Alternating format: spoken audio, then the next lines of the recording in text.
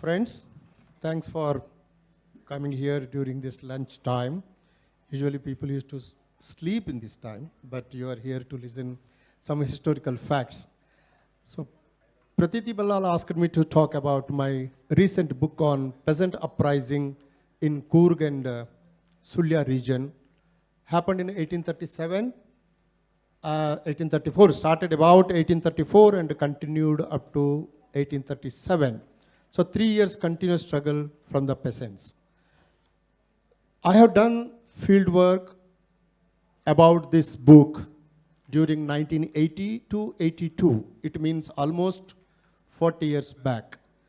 Now what made me to publish a book after 40 years is an important question I ask myself.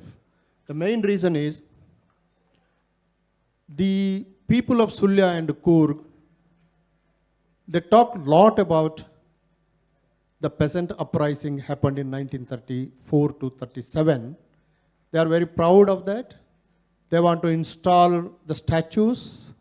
They want to build a building on this movement. A lot of things to be, they are working with the government of Karnataka and government of India and the central government, Ministry of HRD and everything. But most of them are very against the farmers' agitation.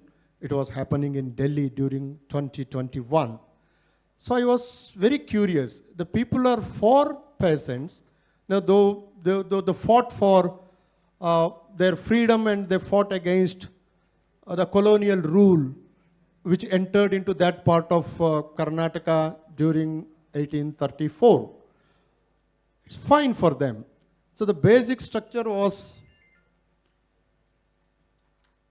it was anti-tax movement. When colonial powers started writing gazetteers and started writing travelogues, it's very important that they collected kaifias, they started writing gazetteers and also travelogues to know the economy of the place. After publication of few gazetteers, after collecting kaifias, and after reading the travelogues, next 5 years, the colonial power increased the tax system, abundantly. It's almost 50% for dry land and 60% for wetland by Thomas Munro. So there's a huge relation between gazetteers, travelogues, increase in tax, and peasant movements. The same thing was happening in Delhi, actually. Now, I was part of the whole Delhi movement for 1.5 years, almost for 15 months. So people who talk to me with a very high respect about this, they talk very, rot about farmers' agitation. Then I thought, what are the same things which happened in 37 or 34 and which are happening in 2021? So compared this, and I dedicated this book to the 780 farmers who died during Delhi agitation. That is the main intention. Now, I will take much of your time. As you could see, this is a personal, peasant uprising in Sulya and Kodagu, 1834, 1837. I take not more than 7-8 minutes. Next, please. So, most of the peasant uprising happened from 1867 to 1767 to 1857. 1857 was the first war of independence, you know that. After 1767 to 1857, it's about 100% uprising happened all over India. Kathleen Goff made a wonderful study of that. So the Sulya uprising is part of the whole Indian uprising, which happened between 1767 to 1957. Next, please. So Amar Sulya rebellion was an armed uprising by the people of Sulya and Kodagu against East India Company, 1834 to 1837, 20 years just before the first war of independence. Next, please. Now, interestingly, one thing, I don't want to make a big literature review.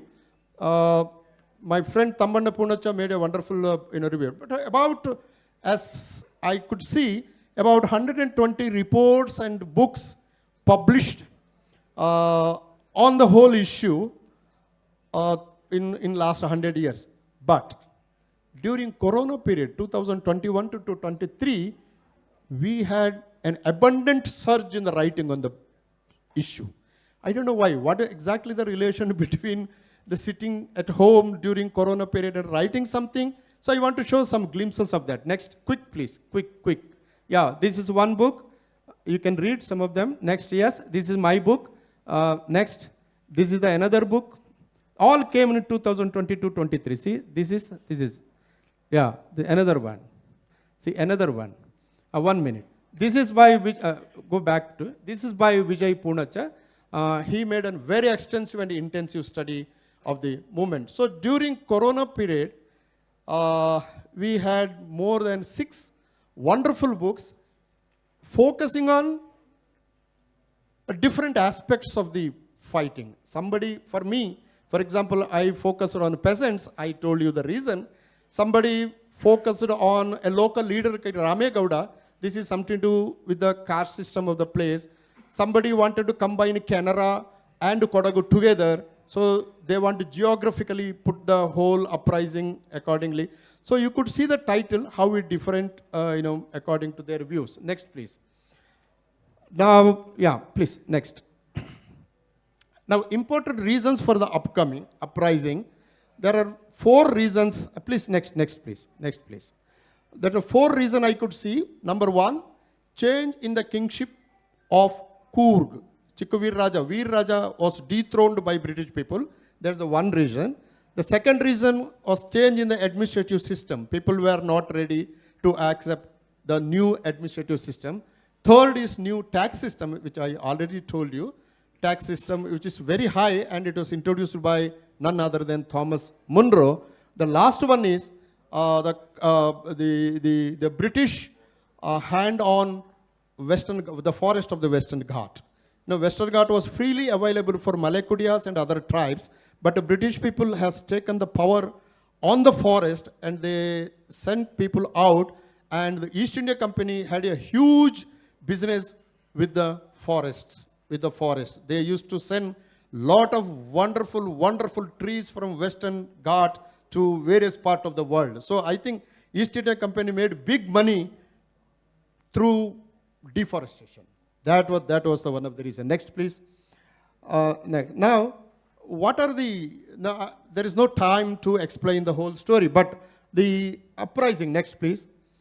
The number 1, it's very interesting. My friend is here, who wrote about Tejo Tungabhadra Vasudendra. He can shed more light, actually. That the first one is, the Sulya rebellion is a continuity of the Nagara rebellion, which happened in Hosanagara by 1800 or so. So the one Budi Basappa was absconded from the rebellion, Hosanagara rebellion, and we don't know where did he go. That's number 1. Then suddenly, within 4 years, in 1834, one Basappa appeared in the court of, or in the surrounding area of Coorg, and claimed that, I am the successor of Veer Raja, who was dethroned by the colonial power. So this is the one Basappa who claimed, who stated that I has to get this throne. Immediately British power arrested him. That is number 1. Now number 2, in 34 he was arrested. By 35, next 1 year, another Swami was appeared, like his name is Swami Aparampara. And he said to the people, he told that I am the Budi Basappa. But British people record that Budi Basappa was arrested. Now, where is the truth? I don't know. Still, I don't know. The British record says Budi Basappa was arrested and sent to Salem jail. But Aparampara says that the British people arrested one Budi Basappa, we don't know who is that. But I am the real Budi Basappa. But if I say I am a real Budi Basappa, British people will arrest me. I am Swami Aparampara. So he came in the form of a Swami. The British East India Company is very sharp. They arrested him by the end of 1835. The next, after the arrest of, within the arrest of 6 months, then another man appeared. His name is Kalyana Swami. Now the Aparampara has taken shelter in a place called Kujugodu. that is the local head house for Gauda community. He had taken shelter there. Now, after the arrest of Aparampara, within 6 months, another Swami appeared. His name is Kalyanappa, and he took shelter in a place where Kedambadi Ramagowda was living near Sulya. The distance between Kujugodu to Sulya is around 80 kilometers. So then Aparampara was arrested, Kalyana Swami was arrested, but Kalyana Swami organized people for almost 1 year, along with the help of Kedambadi Ramagowda and somebody from Coorg, which Vijay will shed some light. So Kedambadi Guddamane Appaya was arrested in Coorg, Kalyana Swami was arrested in Mangalore, but Kalyana Swami was able to dethrone British people from Mangalore or Kannada for 13 days. For 13 days.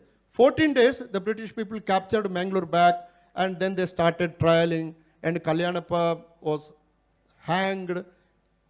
According to some records, Kedambadi Ramagowda was sent to Singapore and all such things. So the rebellion ended here. Next, please. Now the interesting thing is, I want to put just two questions. Number one, whether it's the same Budi Basappa was very clever, according to British records, it's very clever, and they cannot, catch him during Nagara rebellion. Is it the same person came in the name of Aparampara? Then he asked somebody to act as a Aparampara and arrested by British people? And the same Aparampara was appeared again after 6 months as in the name of Kalyana Swami, and Kalyana Swami was arrested. All such things. Nobody knows the truth. Though the story is not very old, but to nobody, whether it's a Budi Basappa's incarnation as Aparampara or Kalyana Swami or all these people, one Levin's report says, we don't know anything. We are hearing all names in all places. That's what he said. We are hearing all names in all places. The multiple creation of the heroes. So the divinity, that is the Swamijis, and duplicity, same man appearing in different names or different people. So that made this Sulya peasant struggle is very unique. The divinity and the duplicity. And the peasants used very wonderful and some techniques of the warfare. They used bamboo, they used some of the ties, and I don't want to go to the level. You can call it as a guerrilla warfare type. They used the guerrilla warfare type. So they were able to throw British people out from Mangalore or Kannada for 13 days. Now these are the areas where Budi Basappa used to run around. This is the geographical area where Budi Basappa used to run around. Next, please. And this is the part of Western Ghat. So the whole peasant movement or uprising was focused on the Western Ghat. So there are a lot of hiding places.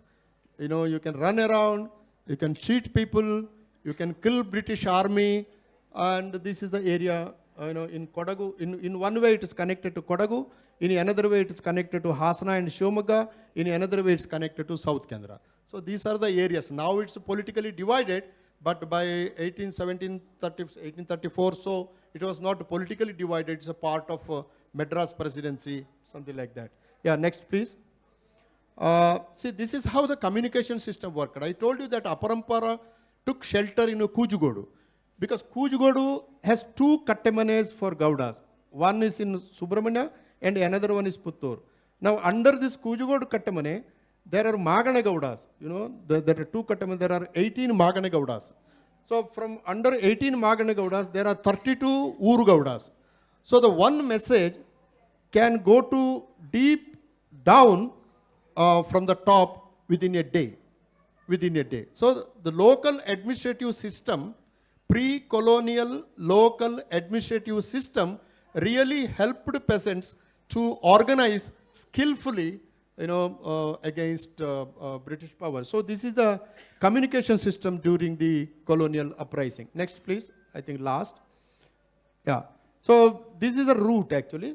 This route is I reconstructed on the basis of the oral tradition. Starting from Bangadi to Mangalore, Vitla to Mangalore and Sulya to Mangalore and Madikeri to Sulya they would have come, but somewhere it was stopped and they would unable to join. So this is the route, and interestingly, some of the Bhutas, deities, very popular in Dakshina Kannada, says this story in the form of Pardana. So according to me, to reconstruct the local history, we need to study oral tradition very seriously, or oral epics very seriously in a different way. So this is the route I constructed on the oral tradition. Next, please. Yeah. So this is this photo is taken recently, but this is the area where, farmers used to move, and it's very difficult for British people to travel in the horse, actually.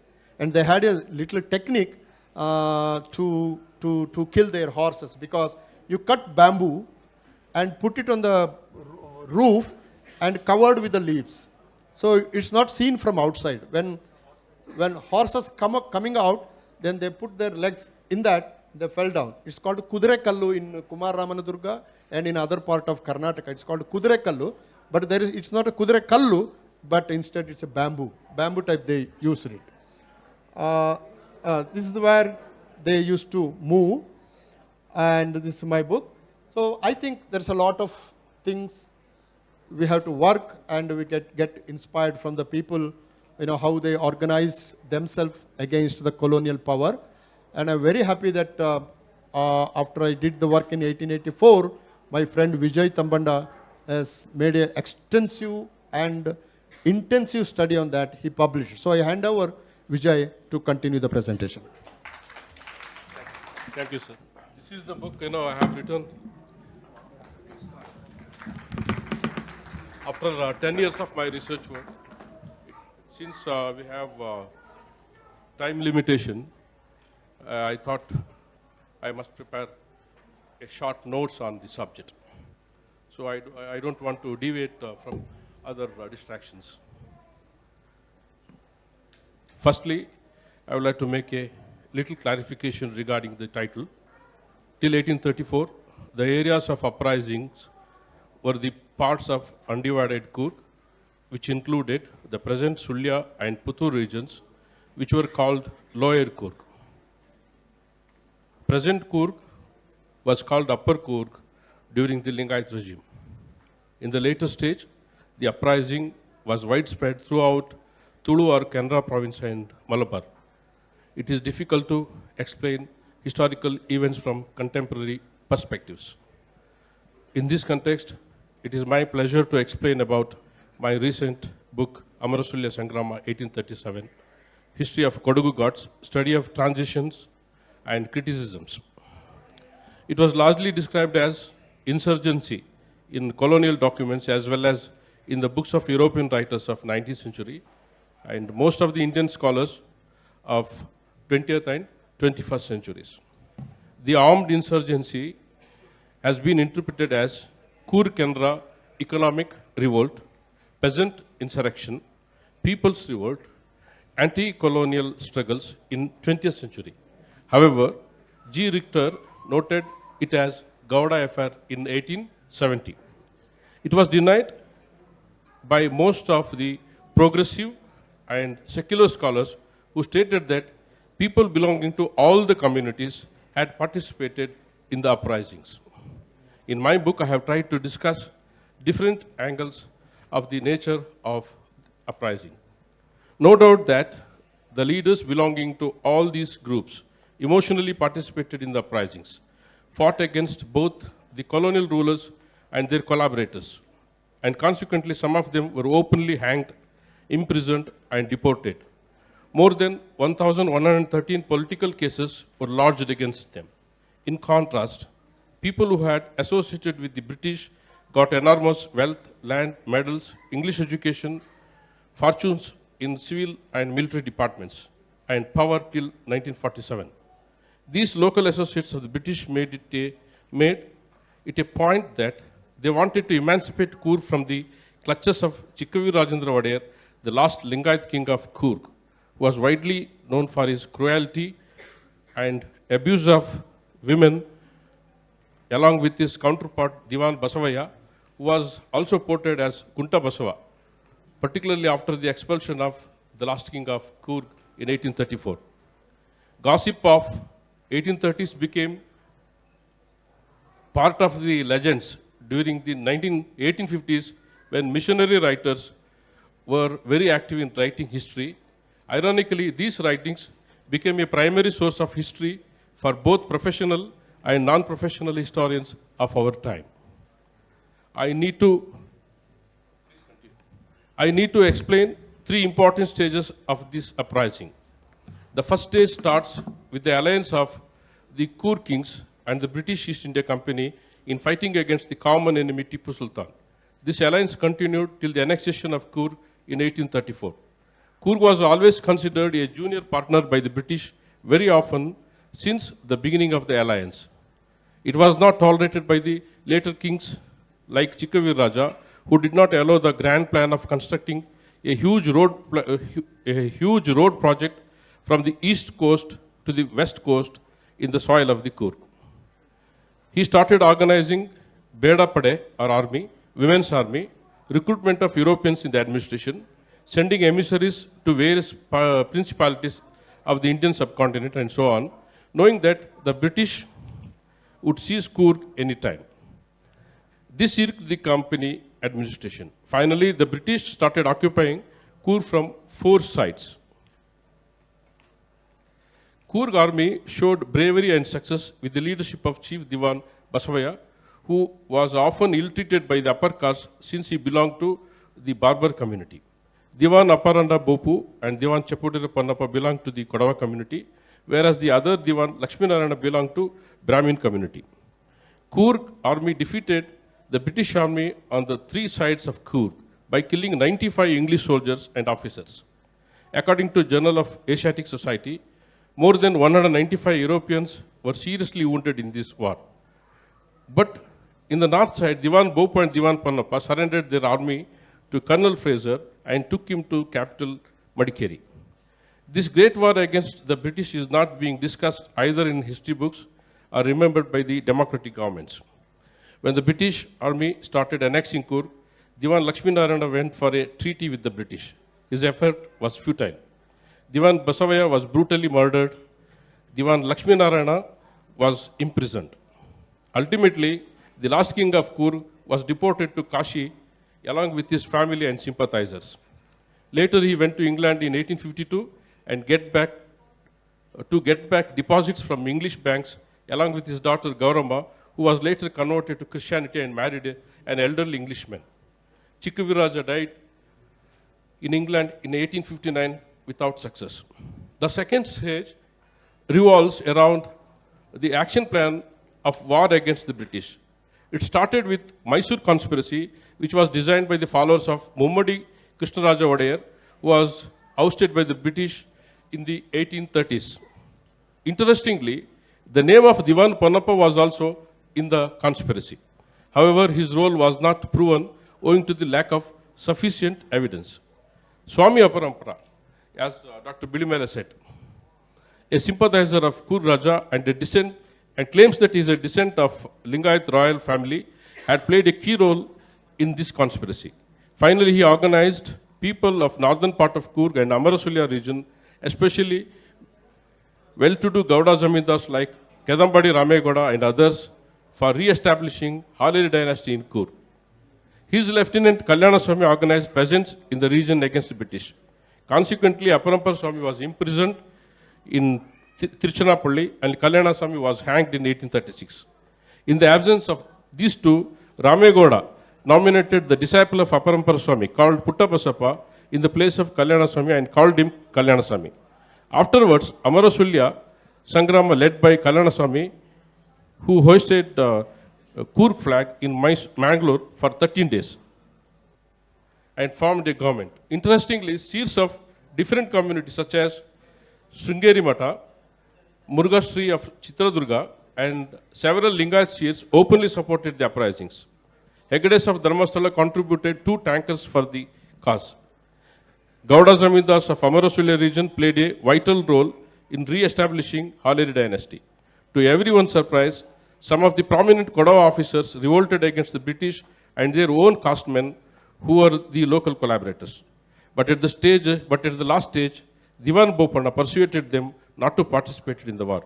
He forcibly and violently suppressed Kodawa officers when they did not listen to him. Owing to this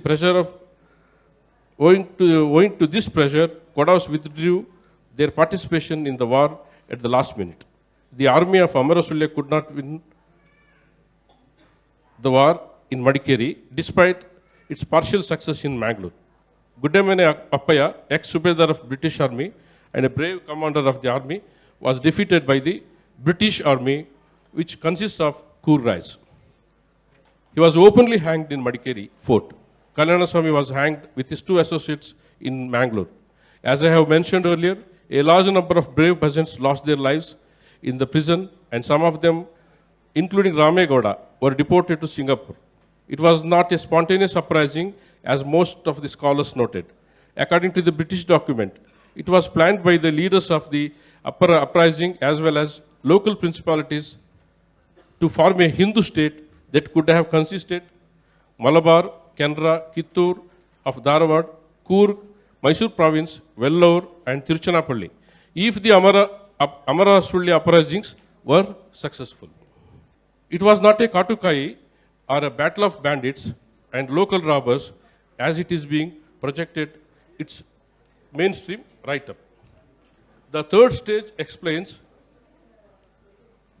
the post-war consequences of the people, society and polity of the region. Gold, silver and bronze coins were distributed to the suppressors. 65,358 acres of Jagir land or tax-free land had been distributed, and positions in the British bureaucracy were given to Jama Rais or inhabitants of Coor. 48,000 acres of land was given to Kodavas out of 63,000 acres of land. People who belong to other local inhabitants communities received the rest of the land. Communities which had below 15% could manage to get 76% of land as the price for the suppression of the mutiny. According to the statistics, 10% of the Kodava population accumulated a vast stretch of land, and remained Kodava's population lived like counterparts of other landed communities.